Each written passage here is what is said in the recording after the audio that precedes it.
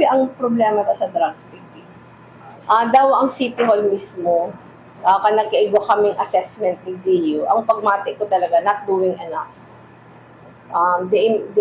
Nakukulangan ako maray sa programa, kang syudad, pag-abot sa drugs. Pag enforcement kaya, PNP yan.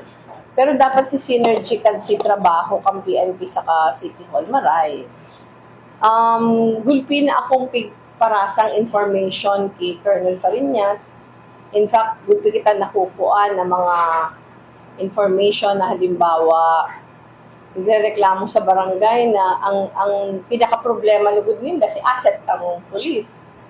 Si asset kang pulis, pag abot sa drugs, is si pinaka-problema dahil siya si pinaka-nakulang drug personality sa barangay. So, pagsabi ko yan kay Colonel Fariñas, tapos igwa pa din na garo openly. Di ko na sasabihin ko anong barangay, pero sinabi ko na si mga reports. Garo nasanay. Ang mga high school students involved na sa drugs,